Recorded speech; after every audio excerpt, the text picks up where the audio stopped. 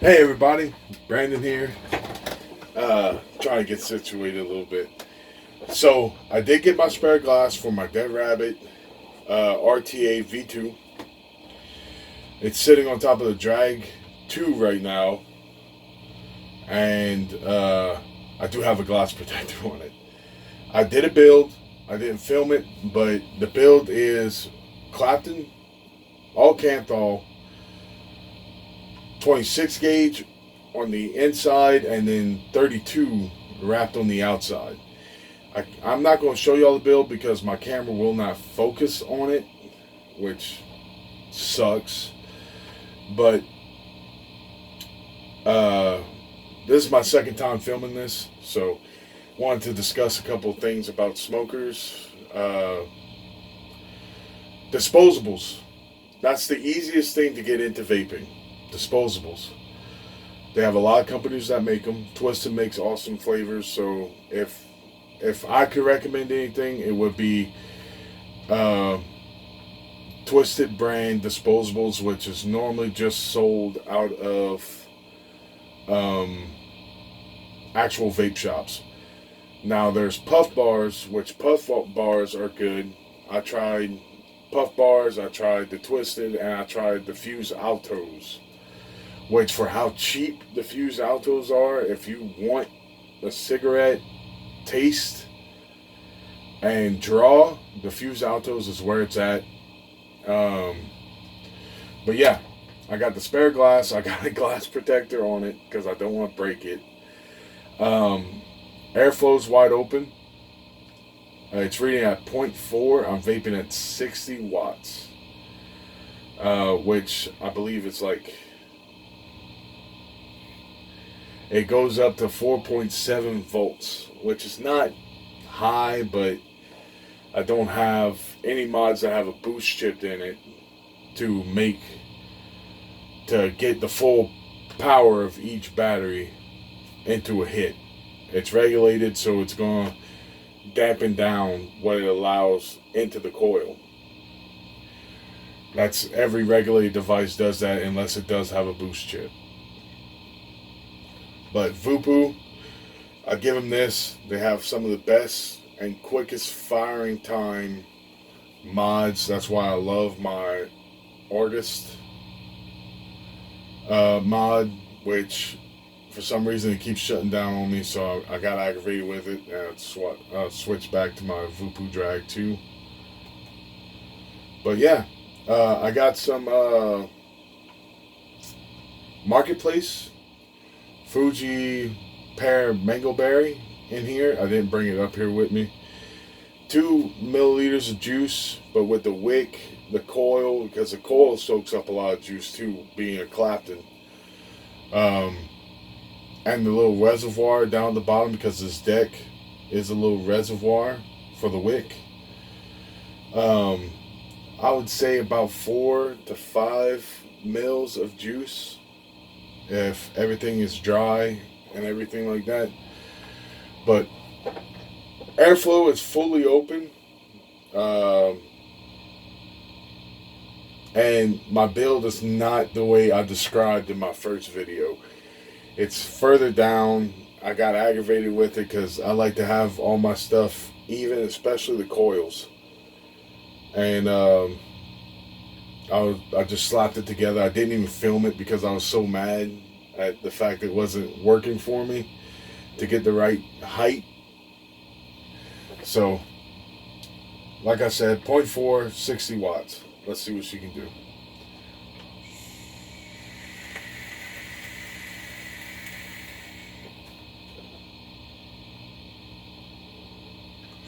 Now, I'm not really taking in my vape. That was just a quick vape, really. But let me do a full inhale and y'all can see the vapor production then.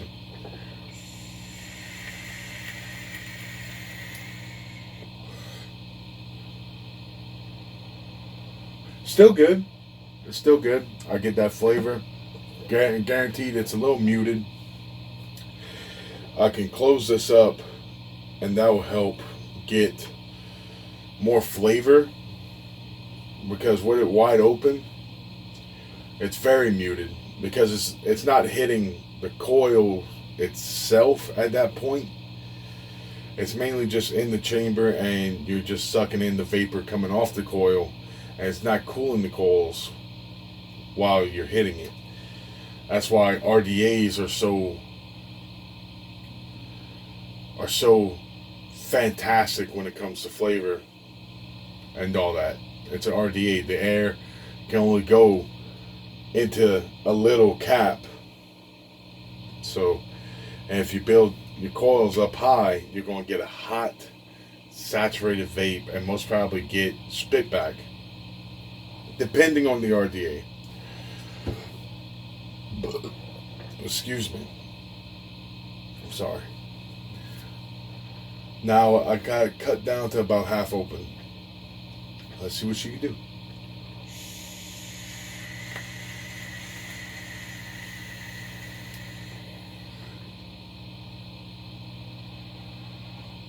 A lot more flavor or vapor production because it's not diluted with a whole bunch of air. I got a good bit of flavor on that hit too. If I would raise the coils up a little bit higher without it touching the actual inside chimney, I would be getting a lot of flavor and a lot of vapor production because you're shortening the distance between the drip tip and the coil while it's firing. So just a little couple pointers really. So this particular RTA, I keep setting it down because that's what it looks like. I'm pretty sure I showed y'all in the first video. It actually focused on it. Wow. But yeah. Forgot what I was saying. Okay, yeah, price range for this. At my vape shop, because I don't particularly like to order online, I rather support local business. But that's just me. No problems if you order online. It's just a fact of you might not be able to get it depending on your state and all the vape bans and stuff like that. I picked the wrong time to start this YouTube channel because everything going on against the vape community, which I don't agree with, because if they can sell cigarettes, why not sell vape juice? Just because vape juice has a lot more flavors. That's what it particularly boils down to, is that the flavors are good and teens get it. They overdo it. They try to build on mods that they have no experience building or anything like that. They just pop coils in, go with it. They end up blowing up and stuff like that, which I'll tell you rarely ever happens with an experienced vapor or somebody that has common sense about what they're getting themselves into. Before I started vaping, I did a whole bunch of research on, what to do and what not to do. Whenever I started building, that was a whole nother lesson to look into. And I mean, you just got to do your research. Just like how if you find a car and you want the lowest price, so you check around everywhere, you bid the dealers against each other to get the best price possible.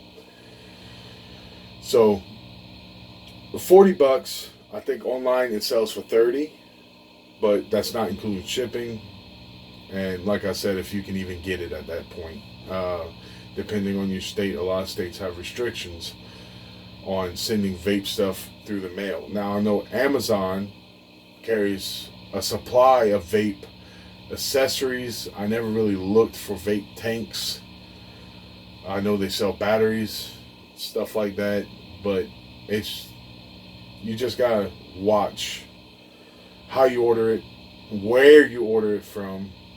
If anything, do your research on what tank you want and go to the official website and see because they always have contact numbers and everything like that, emails, and contact them, tell them where you live, stuff like that, and they can see if they can actually send it to you before you pay for it, and then you have to wait for reimbursement, all that stuff. Be smart with your money.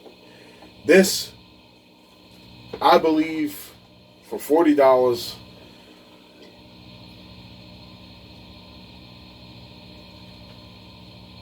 I don't think it was worth it. Not for $40. Maybe $30. Maybe $35. I don't know. I'm nitpicking about $5. But I work a job that, basically every cent's count. I'm a father, and I don't own my own house. I rent. So every penny really counts towards something else. And I don't regret buying it because it is a good RTA. It is. You just have to be very particular with it and how you build in it and stuff like that. So, I mean, there's pluses and minuses to everything. And with this one, it's not a major minus, but it is not the most phenomenal RTA I ever vaped off of. Some RTAs I can recommend is the iJoy Limitless. Yeah, the Limitless RTA, which was a cheap RTA, and it's a velocity style, which is 2 posts with four openings in it.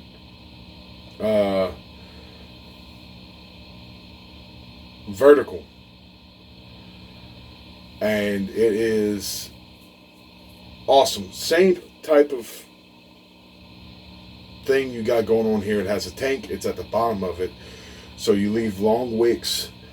The only problem I have with that is that once it gets to a certain level, you just have to turn it over like that, let it soak up some juice, and you're ready to go. And it's always phenomenal flavor, because like, say the coils are right here, the airflow is right there.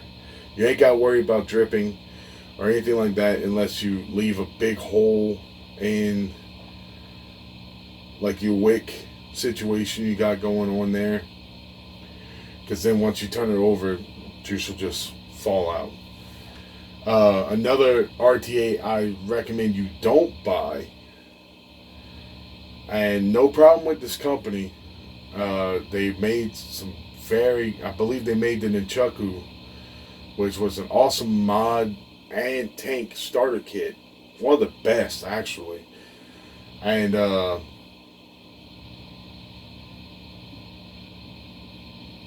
it was their UL Fancier RTA. I bought it because it was something different. It was flipped. The tank where you put your juice at was on top, and where you built your coils was a velocity style, but it was at the bottom. So you had to wick up. And if you didn't wick that right, it was more for the very experienced vapor. If you didn't wick that right, you were wasting juice. Your mob would be flooded, and you will be covered in vape juice because it would just come out the airport at the airflow and just go everywhere, because it was a bottom airflow, which is bottom airflow is good, especially for flavor, because you normally build it over the airflow, so it wraps around your whole coil and gives you everything that it's burning off. But with these top flows, there's a lot of tanks that go from top to bottom, which I recommend those because it's still doing the same thing.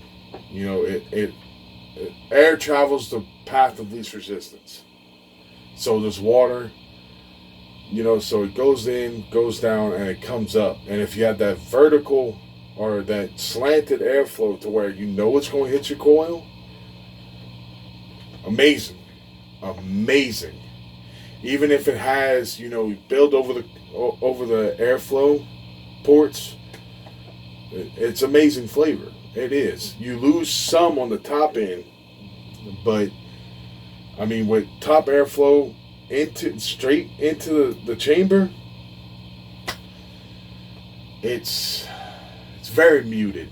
And that's all I gotta say about it. It's very muted. You still get the flavor. You get the essence of what you're trying to vape on, but never, like, you could take the same build, put it into an RTA or RDA, and the flavor will be completely different because the air has nowhere to go but onto the coil and in. So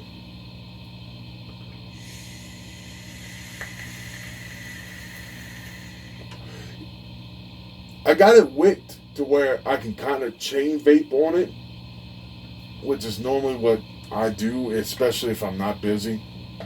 I'm going to set it down for a minute. But if you get the wicking wrong on this thing, it sucks because it's not like you can see your coil. Not like you can see whenever you're burning your wick or your cotton, depending on what you use. Which cotton's the industry standard right now, but I know people that still vape on mesh. They use mesh as a wicking material. And it works, but if you catch a dry spot on that mesh, fire. That's just the way it is. Mesh is very temperamental. It has to be saturated or else it will catch fire and you will burn the inside of your mouth. That's why mesh RDAs are not really a big thing, because you're vaping right on top of basically a fire pit if it gets dry. So with vaping mesh, you gotta make sure that you're constantly dripping, you're constantly watching that wick. And if it even looks semi-dry, soak it, so that way it doesn't catch fire. I recommend, if you're going to be building or using mesh as a wicking material, you be more of an advanced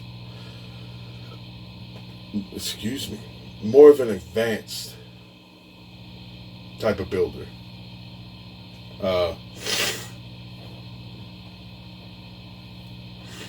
But yeah, we are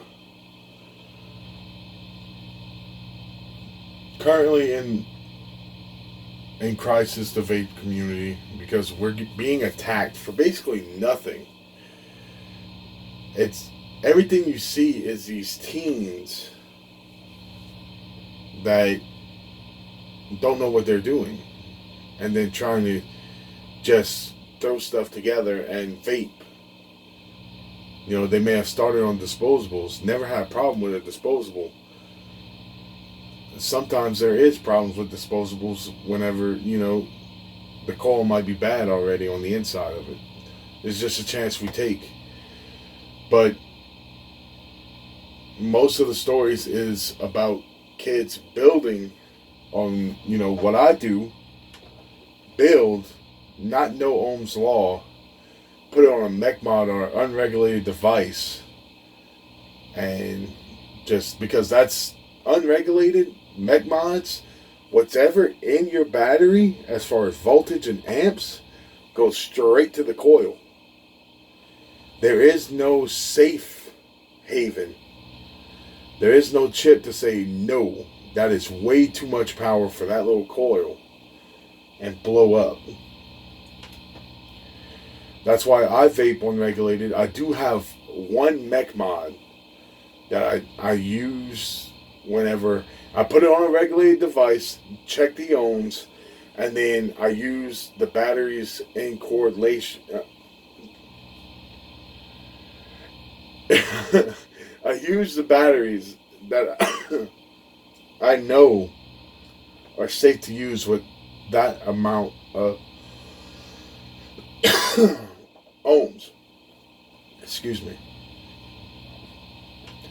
So you got to know your stuff. You do. You got to research it. There's apps for you to know your ohms, and you can calculate your resistance to how much amps you can put through it or volts to put through it to be safe. And I always suggest downloading them apps, and then out of just pure memory, you'll remember, oh, point 0.4 can only handle 4 volts, or at max 7 volts. I'm just throwing numbers out there because I normally just vape on a regulated device, and if it don't hit, I either add more wraps, take out a coil. I'm not the expert here. I'm not. If you want to know about experts, I would suggest Jay Hayes. If you want to be more of a MechMod route, I would go with Vaping Bogan, Graham Green. More regulated devices is Vaping with Vic. The Vaping Postman, he does like both. He goes back and forth. Jay Hayes, he'll do a MechMod every once in a while because he don't like vaping on him, even though he knows all his stuff. It's just there's not much to a MechMod. But yeah, I mean, I shouted out all these other channels. Timestamp it. Go find them. I highly recommend them. Especially Jay Hayes. He's my favorite vaping YouTuber. Not only that, businessman, and he's kind of a role model for me because he's honest about everything. He don't let biasness affect his review, and he rates almost everything he vapes on besides mods. He'll tell you the ups and downs about it, and he'll tell you if he believes it's pretty or not, which is all his perspective on it. But I respect him because he owned a vape shop. He made mods. He made RDAs, RTAs, and it's still doing the making of mods, the inception, the deception, RDAs, RTAs, the Jenny, the Rain, the 502. I mean, it is just, he astounds me with what he has put forth into the community. Even though he's not for vaping advocacy because that's not his fight. He has his money. I'm not saying he's a selfless dude because he's an awesome guy. And I don't want people to think that I'm trying to disrespect him in any way. I'm being very respectful. But he paid his dues. He put his name and everything out there. And people hate him. For what reasons, I don't know, because he's too real. I mean, if you don't like him, you don't like him. That's the whole thing. I like Jay. He's a good dude. Mike Vapes. Mike Vapes is one of the most popular, in my opinion.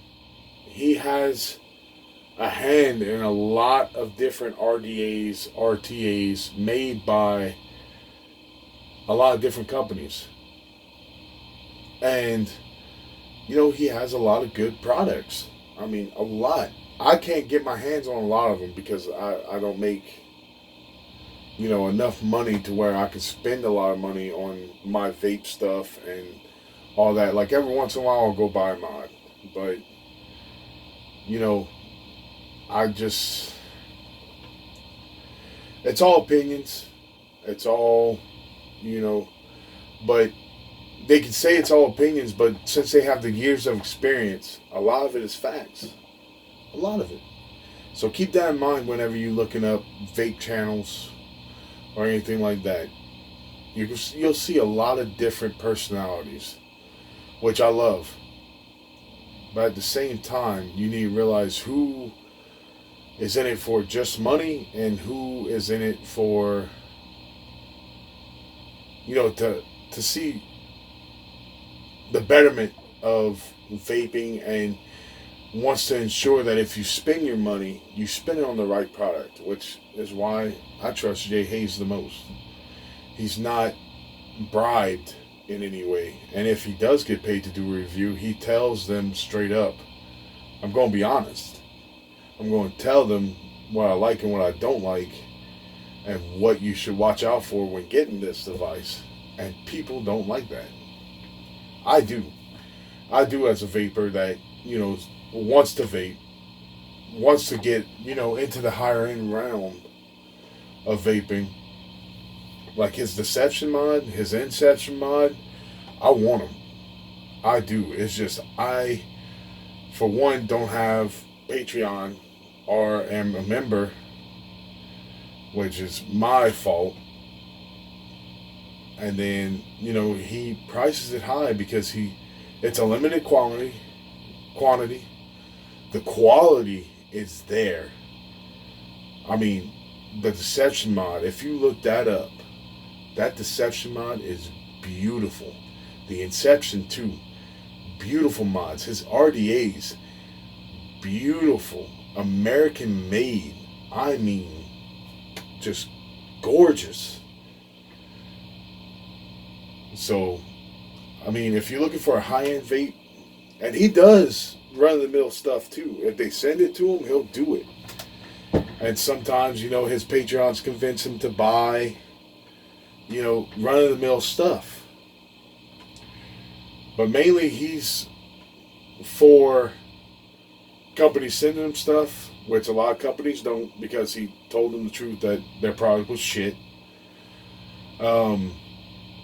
But the high-end companies respect him because of the fact he says what he would change, and 9 times out of 10, the company changes it. And he receives nothing from it. So, that's why I like Jay Hayes. Vaping Bogan, he does all mech. He does like RDAs, RTAs, and all that too, but his main thing is mech mods. Which, if I want to look into a mech mod, because my buddy, he's a big mech mod user. He loves mech mods. If I was thinking about getting him a gift, I would go with Vaping Bogan and go with his opinion on mech mods. I do trust Jay Hayes'. It's just that he doesn't have a lot of mech mods that he reviewed and all that stuff because he don't like using mech mods because he's more about safety whenever it comes to the stuff. So just to let y'all in on a little secret about this vaping YouTube and, pointing y'all in the right directions to go see way better reviewers than me. So I'm taking my following and basically telling y'all to go to somebody else. I ain't gonna make a single dollar off of vaping videos. No vaping video makes money. So a lot of us aren't in it for the clout or anything like that. A lot of us are just doing this to help new people, new to vaping, and people that were smoking cigarettes quit and move over to vaping. That's it, man. A lot of us are doing this just out of the kindness of our hearts.